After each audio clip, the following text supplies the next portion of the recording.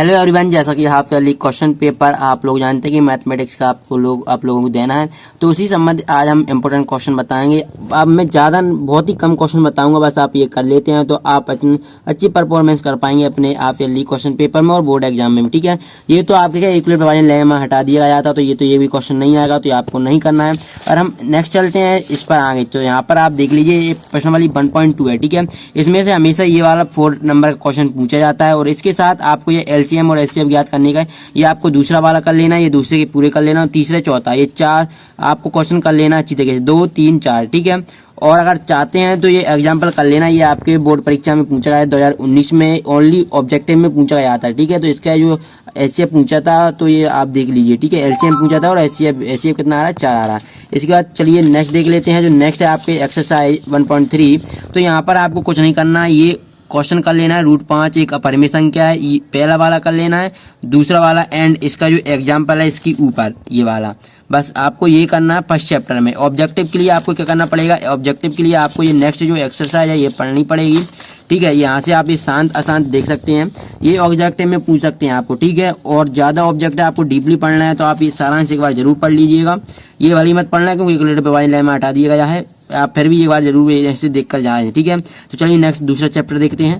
यहाँ पर हमारा सेकंड चैप्टर है बहुपद, तो इसमें भी मैं आपको इंपॉर्टेंट क्वेश्चन बहुत ही कम बताऊंगा, आपको ये अच्छी तरीके से कर लेना, बट आपको यहाँ से ये ऑब्जेक्टिव पढ़ लेना है।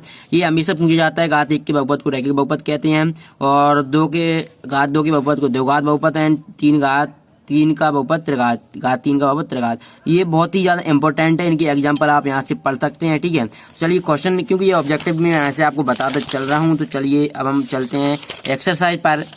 तो देखिए ये जो कि आपकी ये इंपॉर्टेंट है ऑब्जेक्टिव के लिए आपको, तो ये ऑब्जेक्टिव के लिए आप ये कर सकते हैं, ये exercise very very most important है। अब चलिए हम क्वेश्चन आंसर पर। क्वेश्चन आंसर से पहले मैं आपको बता दूं कि यहाँ पर ये क्या है, रैखिक बहुपद ax + b का शून्यक -b/a होता है, ये आप नोट कर लीजिए, ये आपको पूछ सकता है बोर्ड परीक्षा में, ठीक है। ये इतना पूरा -b/a होता है। चलिए अब आगे चलते हैं, मैं आपको ऑब्जेक्टिव भी यहाँ पर क्लियर करवाता चल रहा हूँ, तो ठीक है। इसके बाद एग्जाम्पल आपको 2 कर लेना है, वेरी वेरी मोस्ट इंपॉर्टेंट है, ये आपको करना ही है, ठीक है। और एग्जाम्पल 3 भी वेरी वेरी मोस्ट इंपॉर्टेंट है, इसके आपको शून्य ज्ञात करना है। चलिए इसके बाद नेक्स्ट देख लेते हैं, जो कि आपके ये यहाँ पर मेन चीज़ है कि यहाँ पर आपको ऑब्जेक्टिव पूछे जा सकते हैं। अल्फा + बीटा + गामा बराबर -b/a होता है, ठीक है। और अल्फा × बीटा + बीटा × गामा, ये आप देख सकते हैं, ये तीनों हैं। और ये 3 2 5 कर लेते हैं तो आपके यहाँ से 2 अंक क्लियर हो जाएंगे। ये 3 2 5 अगर चीज़ कर लेते हैं तो आप हाफ ईयरली में और बोर्ड एग्जाम में आप 2 अंक क्लियर कर सकते हैं, ठीक है। चलिए इसके आगे चलते हैं, तो आगे आपका क्या है, यहाँ पर आपको क्या संबंध, जो इसमें ये वाला 4² - 4s + 1 ये बहुत ज़्यादा इंपॉर्टेंट है, और इसमें ये वाला इंपॉर्टेंट है, ये वाला आप कर लीजिए। वैसे तो ये आपको सभी आना चाहिए, लेकिन ये वाला और ये वाला आप अच्छी तरीके से कर लीजिए, एंड इसके बाद ये वाला, ठीक है। चलिए इसके बाद नेक्स्ट देख लेते हैं, जो कि आपके नेक्स्ट क्वेश्चन देखिए, ये यहाँ से तो ये हटा दिया गया, तो चलिए इसके बाद हम ये देख लेते हैं, जो कि आपका एग्जाम्पल 9 है, वेरी वेरी मोस्ट इंपॉर्टेंट है, आप यहाँ पर देख सकते हैं। इसको आपको अच्छी तरीके से कर लेना है, एंड आपको भाग देना आना चाहिए, इनमें से कोई सा भी एक सवाल पूछ सकता है, ठीक है। तो ये हमारे यहाँ पर क्या, जो कि सेकंड चैप्टर था वो भी खत्म होने वाला है, तो कुछ मैंने ज़्यादा क्वेश्चन आपको बताए नहीं है, इनमें से आपको 3 नंबर का करना ही है, बहुत ज़्यादा इंपॉर्टेंट है, ठीक है। तो चलिए अब नेक्स्ट देख लेते हैं। इसके बाद नेक्स्ट चैप्टर है आपका 2 चर वाला रैखिक समीकरण, इसी में से आपको हाफ ईयरली क्वेश्चन पेपर बनने वाला है, अगर आप ये अच्छी तरीके से कर लेते हैं। तो चलिए हम चलते हैं, जो कि एक्सरसाइज आपकी 3.1 है। इसमें से हमेशा एक क्वेश्चन पूछा जाता है, बट ये लोग बात करते नहीं है। इसमें से अगर ये तीनों क्वेश्चन आप कर लेते हैं अच्छी तरीके से, तो इसी में से एक क्वेश्चन, क्योंकि ग्राफ वाला हमेशा पूछा जाता है, भले ही आपको विलोपन से पूछ सकता है, या फिर प्रतिस्थापन विधि या बीजगणित, इन तीनों में से एक पूछेगा और एक इसी में से पूछेगा, ठीक है। या तो आप वो तीनों विधि अच्छी तरीके से आना चाहिए, या फिर आप तीनों क्वेश्चन में से एक क्वेश्चन, तीनों ही क्वेश्चन अच्छी तरीके से आना चाहिए, ठीक है। तो ये तीनों कर लीजिए, फिर हम चलते हैं, आपको विलोपन विधि भी अच्छी तरीके से आना चाहिए। चल फिर भी मैं आपको क्वेश्चन बता देता हूँ कौन कौन से इसमें इंपॉर्टेंट हैं, ठीक है। तो यहाँ से ये जो एक्सरसाइज आप देख सकते हैं 3.2 है, इसमें से आप ओनली ये 5th वाला क्वेश्चन कर लीजिए। ये एक आयताकार बाग जिसकी लंबाई इतनी दी हुई है, अर्धपरिमाप इतना है, बाग की लंबाई याद करना है, ठीक है।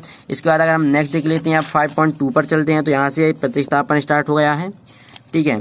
तो चलिए देख लेते हैं, जो कि प्रतिस्थापन से देखिए बहुत ज़्यादा इंपॉर्टेंट है आपका सेकंड और थर्ड क्वेश्चन, ये आपको कर लेना है, बहुत ही ज़्यादा इंपॉर्टेंट है सेकंड थर्ड, चूंकि प्रतिस्थापन विलोपन विधि आपको आना चाहिए। सवाल कुछ इस प्रकार से भी दे सकता है, ठीक है, इस प्रकार से, तो आपको सॉल्व करना आना चाहिए, तो आप कर सकते हैं, अच्छे नंबर ला सकते हैं, ठीक है।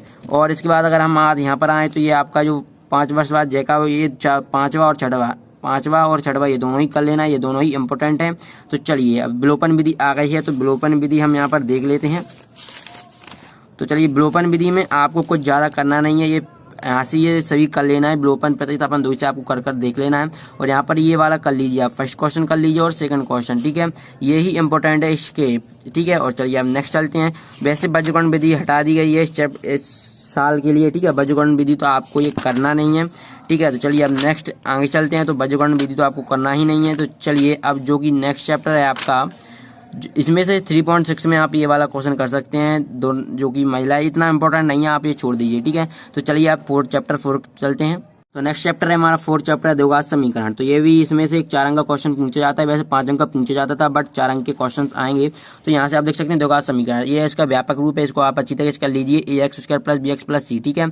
चलिए तो हम क्वेश्चन देख लेते हैं, इसके बहुत ही ज़्यादा इंपॉर्टेंट क्वेश्चन है, और कुछ इसमें ऑब्जेक्टिव भी हमेशा वही पूछे जाते हैं, ठीक है। ये आपको ओनली समझने के लिए दिया है, तो आप ये करना चाहें तो कर लीजिए जैसी आपकी इच्छा है, ठीक है।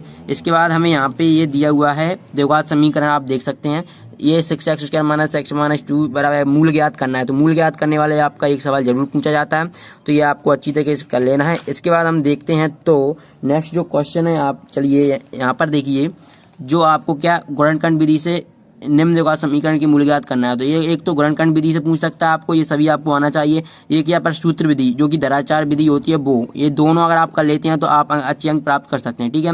इनमें से आपको तीसरा, चौथा, पांचवा क्वेश्चन अच्छी तरीके से कर लेना है, वेरी वेरी मोस्ट इंपॉर्टेंट है, तीसरा, चौथा, पांचवा और फर्स्ट, ठीक है। चलिए अब नेक्स्ट प्रश्न वाली पर चलते हैं, जो कि नेक्स्ट प्रश्न वाली है आपकी 4.3, ठीक है। तो 4.3 में क्या पूर्ण वर्ग बनाने वाली विधि है। तो चलिए देख लेते हैं, जो पूर्ण वर्ग जो कि इम्पोर्टेंट है, लेकिन ये बहुत ज़्यादा इंपॉर्टेंट क्वेश्चन है, 2020 में पूछा गया था, ठीक है, 19 में पूछा गया था, ठीक है। तो ऐसे क्रमागत विषम धनात्मक पूर्णांक ज्ञात कीजिए जिनके वर्गों का योग 290 है, ठीक है। तो ये आपको अच्छी तरीके से कर लेना है, और ये वेरी वेरी मोस्ट इंपॉर्टेंट है। अगर आप यही क्वेश्चन कर लेते हैं दोनों, तो इनमें से क्वेश्चन आ जाएगा आपका half yearly plus board exam में, ठीक है। बोर्ड एग्जाम की मैं यहाँ से क्लियर कराता जा रहा हूँ।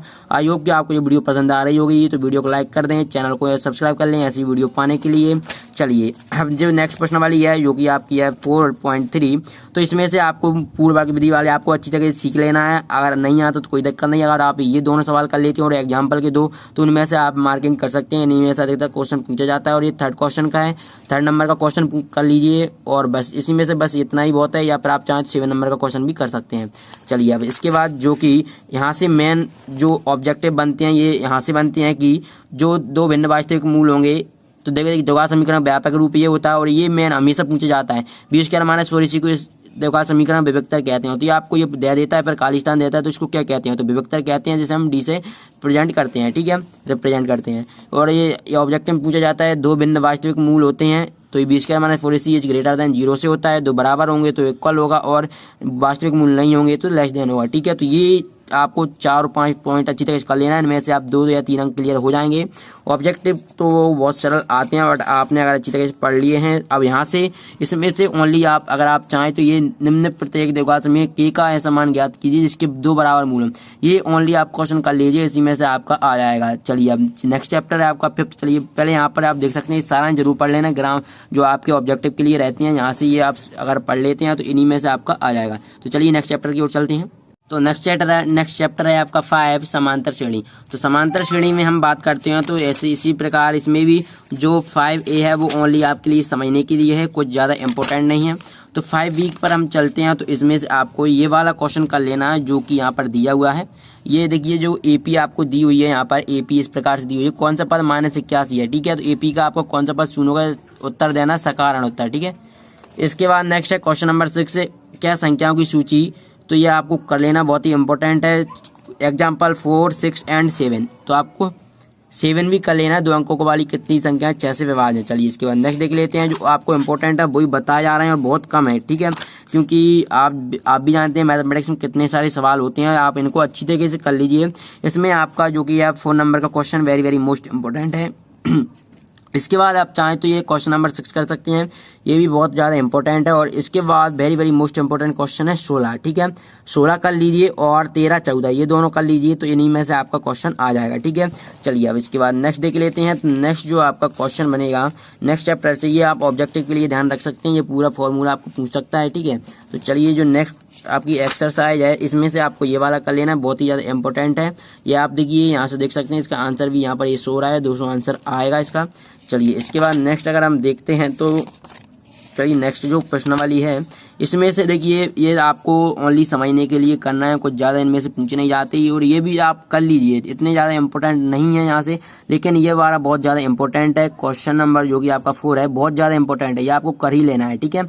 इसके बाद अगर हम इस साइड बात करते हैं तो इस साइड आपको देखिए ये question number 5 very very most important है, 6 भी इंपॉर्टेंट है। पर इसके बाद अगर हम बात करते हैं तो जो क्वेश्चन नंबर 12 है, 12, 13, 14 ये तीनों कर लीजिए। इसी में से आपका हाफ-ईयरली प्लस बोर्ड एग्जाम क्या दिखता है, जो चैप्टर इसी में से आएंगे, जिनमें से क्वेश्चन बनेगा, ठीक है। आई होप कि आपको वीडियो पसंद आएगी, वीडियो को लाइक करें, चैनल को सब्सक्राइब जरूर कर लें। मिलते हैं नेक्स्ट वीडियो में, धन्यवाद।